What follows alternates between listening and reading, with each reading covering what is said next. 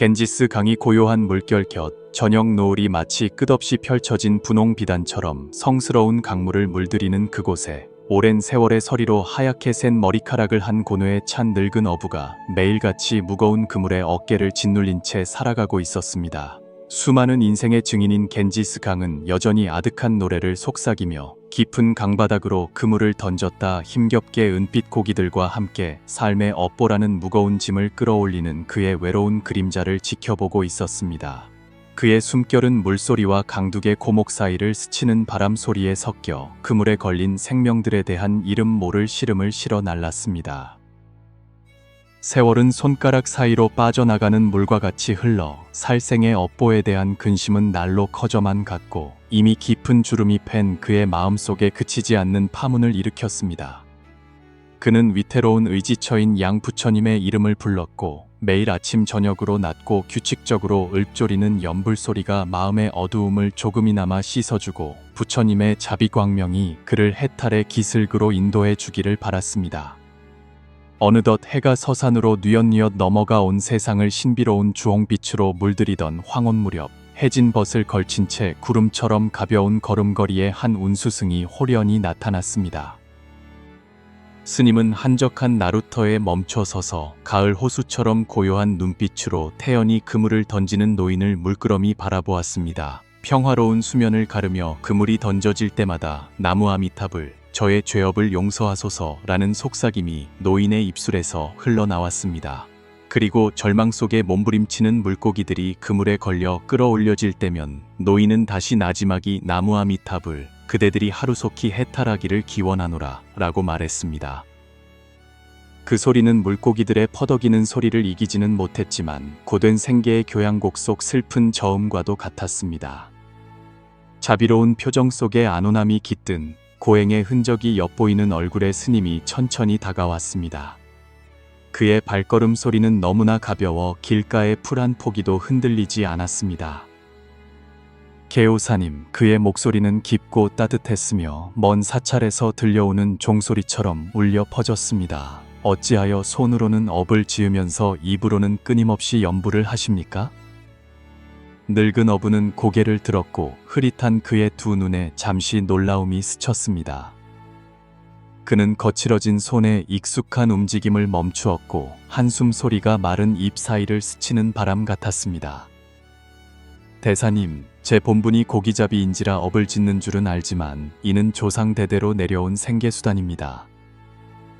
이 일 말고는 딱히 몸을 부지할 다른 방도가 없습니다. 그저 연불 소리가 죄업의 무게를 조금이나마 덜어주고 메마른 마음밭에 시원한 물 한 모금이라도 뿌려주기를 바랄 뿐입니다. 스님은 가만히 고개를 끄덕이며 노인의 손등에 솟은 힘줄과 마치 지친 생물처럼 축 늘어져 있는 젖은 그물에서 눈을 떼지 않았습니다. 고사님은 해가 뜨기 전부터 밤하늘의 별이 반짝일 때까지 매일 연부를 하시는군요. 그렇지 않습니까? 예, 대사님. 하루도 거르지 않습니다. 노인이 솔직하게 답했습니다. 그렇다면 스님은 천천히 물었습니다.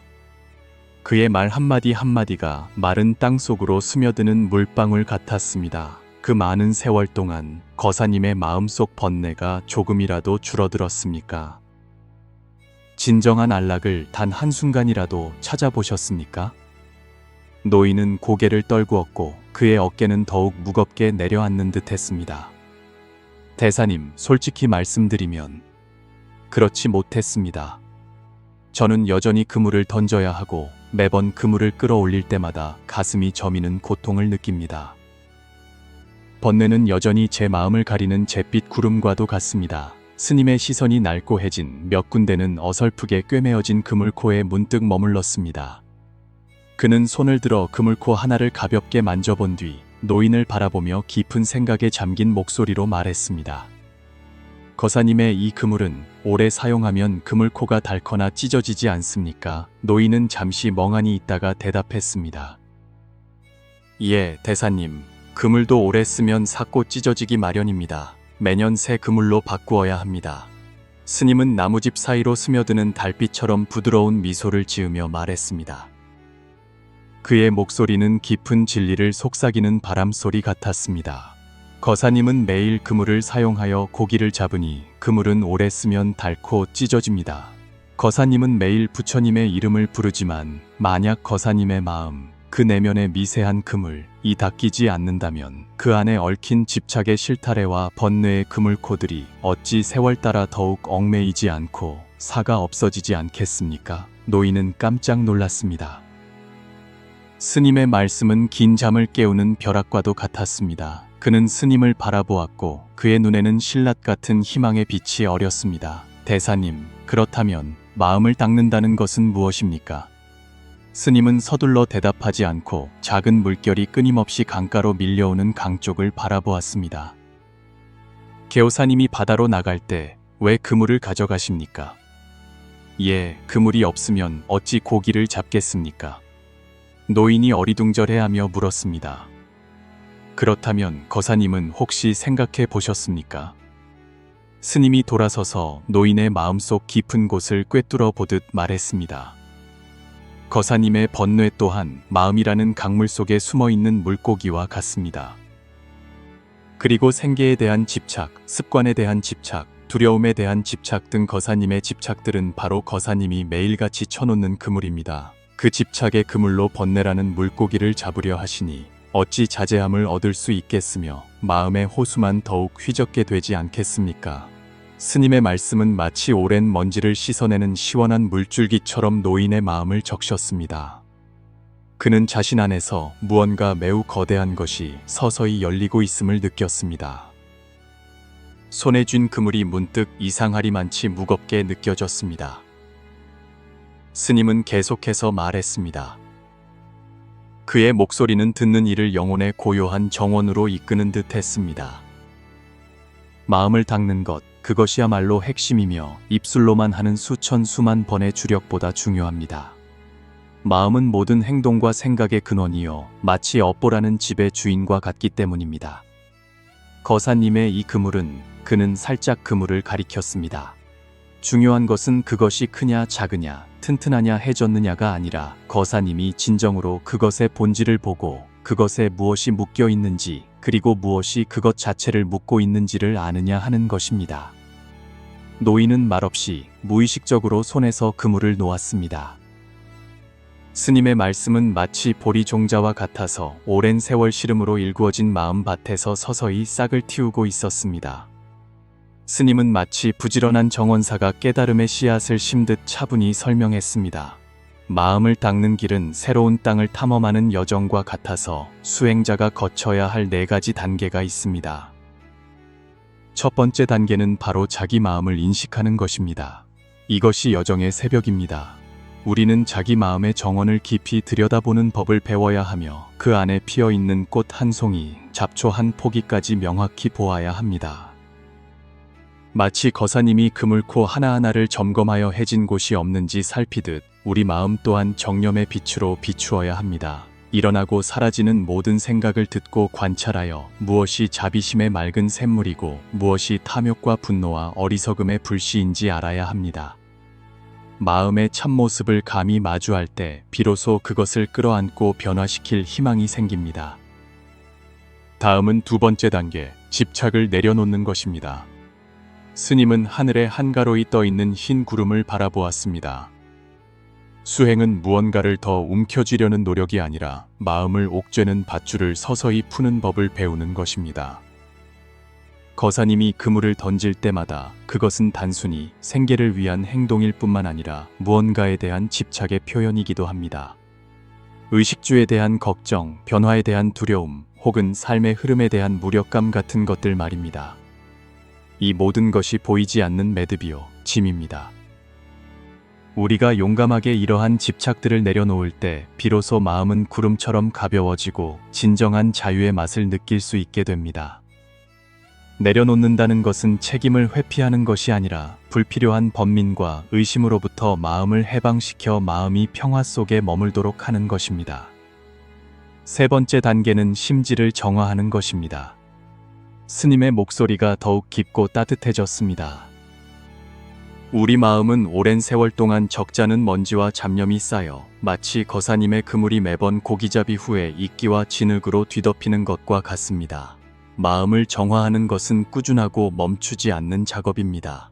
우리는 인내심을 가지고 흐린 것을 걸러내고 맑은 것을 취하며 부정적인 생각과 해로운 감정의 뿌리를 뽑아내야 합니다. 이것은 단숨에 이룰 수 있는 일이 아니라 매일 조금씩 자기 성찰과 정화를 통해 꾸준히 실천해야 하는 것입니다. 분노가 일어날 때 그것에 불타지 않도록 하고 질투심이 솟아날 때 그것에 중독되지 않도록 하십시오. 그것들을 마음 하늘을 지나가는 구름처럼 관찰하여 왔다가 가게 내버려 둠으로써 영혼의 청정함을 되찾아 주십시오. 그리고 마지막이자 가장 원만한 단계는 바로 명심견성입니다. 스님은 애정 어린 눈빛으로 노인을 바라보았습니다. 마음 닦는 여정의 궁극적인 목적은 본래 면목, 즉 번뇌에 가려지지 않고 망상에 의해 변형되지 않은 자신의 옛 얼굴을 보는 것입니다. 수행 과정은 끊임없는 자각과 정화를 통해 점차 무명의 장막을 걷어내는 것입니다. 그때 우리 마음은 파문 없는 가을 호수처럼 맑아져 진리의 달빛을 온전히 비출 것입니다. 그 고요함은 공허함이 아니라 충만함이며 그곳에서 지혜와 자비가 꽃을 피웁니다. 노인은 귀 기울여 들었고 스님의 말씀 한마디 한마디가 가슴속 깊이 스며드는 듯 했습니다. 그는 하늘을 올려다보았고 마치 지혜의 눈들이 지켜보고 있는 듯 첫 별들이 반짝이기 시작했습니다. 대사님, 그가 속삭였습니다. 그렇다면 주력과 마음 닦는 것은 어떻게 다릅니까? 스님은 미소를 지었고 그의 미소는 부드러운 광채를 뿜어내는 듯 했습니다. 주력은 밖으로 드러나는 공부이며 마치 거사님이 그물을 부지런히 기워 그 형상을 온전하게 유지하려는 것과 같습니다. 그것은 소리와 형식의 반복입니다. 비록 일시적인 집중과 약간의 안정을 가져다 줄 수는 있지만 고통의 깊은 뿌리에는 닿기 어렵습니다. 그러나 마음을 닦는 것은 내면의 공부이며 자기 마음 밭을 돌보는 것입니다. 마치 거사님이 그물을 기우는 것뿐만 아니라 진정으로 그 그물이 필요한지 스스로에게 묻기로 결심하는 것과 같습니다. 마음이 외적인 형상에 묶이지 않고 망상을 따라가지 않을 때 비로소 내면에서 진정한 자유와 평화를 찾을 수 있게 됩니다. 노인은 망망대해로 끊임없이 흘러가는 겐지스 강을 바라보았습니다. 그것은 멈추지 않는 여정과도 같았습니다. 그렇다면 대사님, 그 마음 닦는 길에서 길을 잃지 않으려면 무엇을 유념해야 합니까? 스님은 고개를 끄덕였고 그의 눈에는 격려의 빛이 어렸습니다. 그는 어두운 밤 여행자의 길을 비추는 4개의 등대처럼 4가지 핵심 요점을 차분히 설명했습니다. 첫째는 관심, 즉 바른 알아차림과 깨어있음입니다. 마치 충성스러운 문지기가 집을 지키듯 항상 자기 마음속에서 일어나는 일을 의식해야 합니다. 모든 생각이 일어나고 사라지며 모든 감정이 솟아나고 가라앉는 것을 명확히 알고 망상이 몰래 이끌어가지 못하도록 해야 합니다. 마치 거사님이 그물코 하나하나를 점검하여 구멍 하나 놓치지 않듯 우리도 마음을 항상 맑고 깨어있게 유지해야 합니다. 깨어있음의 등불만 켜져 있다면 무명의 어둠은 결코 침범할 수 없습니다. 둘째는 내려놓음입니다. 외적인 환경과 삶의 득실에 대한 집착을 내려놓아야 합니다. 마치 나뭇가지 끝에 안개와 같은 명예와 이익에 대한 갈망을 내려놓아야 합니다. 옳고 그름, 좋고 나쁨에 대한 경직된 분별 또한 내려놓아야 합니다. 마치 거사님이 그물을 내려놓기로 결심하고 더 이상 그것에 의존하지 않으며 삶의 자연스러운 흐름에 따르는 법을 배우는 것과 같습니다. 내려놓는다는 것은 도피하는 것이 아니라 영혼이 넓고 자유로워지도록 하여 자기 자신이나 타인의 판단에 갇히지 않도록 하는 것입니다. 셋째는 정화입니다. 마음의 정원에 있는 탐욕, 분노, 어리석음의 씨앗에 용감하게 맞서 뿌리 뽑아야 합니다. 오랜 세월 쌓인 원한과 오해를 풀어야 하며 마치 정원사가 향기로운 꽃이 자랄 자리를 만들기 위해 잡초를 뽑듯 해야 합니다. 마음을 정화하는 것은 마치 거사님이 그물에 붙은 쓰레기와 진흙을 꼼꼼히 제거하여 깨끗함을 되찾아주는 것과 같습니다. 마음이 정화되면 밝고 평화로워질 것입니다. 그리고 넷째는 안주입니다. 과거에 머물거나 아직 오지 않은 미래를 꿈꾸지 않고 현재 순간의 마음을 안주시켜야 합니다.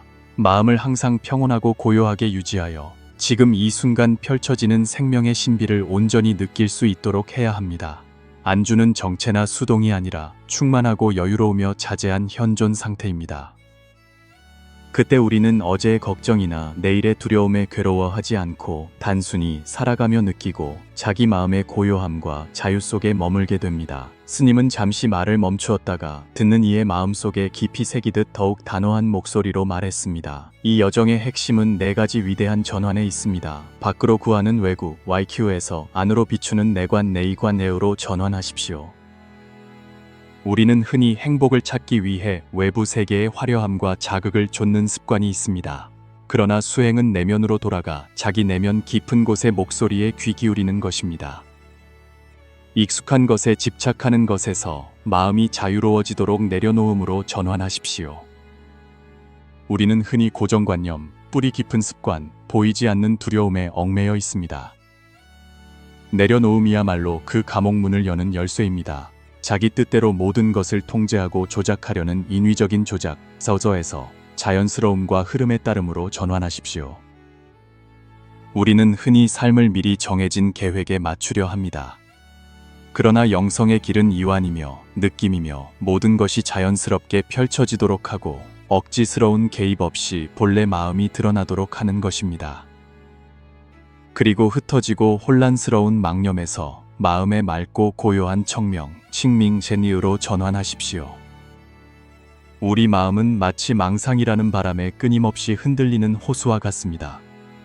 수행은 그 바람을 잠재워 마음의 호수가 잔잔하고 맑아지도록 하는 과정입니다. 늙은 어부는 고개를 끄덕였고 그의 눈은 평소의 흐릿함 대신 깊은 이해의 빛으로 반짝였습니다. 대사님, 그렇다면 수행의 근본적이고 핵심적인 길은 무엇입니까? 스님은 늙은 어부를 바라보았고 그의 눈에는 보리 종자가 진정으로 싹을 틔운 것을 본 기쁨이 어렸습니다. 그는 천천히 마치 감로수로 영혼을 적시듯 말했습니다. 진정한 수행, 참된 본체로 돌아가는 길은 바로 항상 알아차림을 유지하고 인연 따라 내려놓으며 본래 마음에 돌아가 안주하는 것입니다. 알아차림을 유지한다는 것은 마치 객관적인 관찰자처럼 판단 없이 자신이 무엇을 하고 무엇을 생각하며 어떻게 느끼는지 항상 의식하는 것입니다. 인연 따라 내려놓는다는 것은 결과에 집착하지 않고 득실에 너무 마음 쓰지 않으며 시비 논쟁에 휘말리지 않는 것입니다. 마음을 넓고 활짝 열어 모든 일이 오고 가는 것을 가볍게 받아들이고 자연의 이치에 따르는 것입니다. 본래 마음으로 돌아간다는 것은 자기 마음의 본래 청정하고 밝은 본질을 깨닫는 것입니다. 멀리서 찾을 필요 없이 바로 자기 자신 안에 있는 평화와 자유를 느끼는 것입니다. 마음을 닦는 과정은 실로 자기 마음의 집으로 끊임없이 돌아가 결코 우리를 떠난 적 없는 고요함과 안락을 되찾는 여정입니다. 스님은 계속해서 설명했습니다. 그의 목소리는 나뭇가지 사이로 속삭이는 밤바람 소리에 섞였습니다. 마음이 수양되면 마음의 정원에 핀 4계절의 꽃과 열매처럼 4가지 큰 이익이 있습니다. 첫째, 마음이 청정해지고 그때 모든 번뇌, 걱정, 두려움은 마치 아침 해가 뜰 때 안개가 사라지듯 자연히 사라질 것입니다. 외부 세계가 아무리 변동해도 내면은 굳건하고 안정될 것입니다. 둘째, 지혜가 생겨나고 진리가 자연히 드러날 것입니다.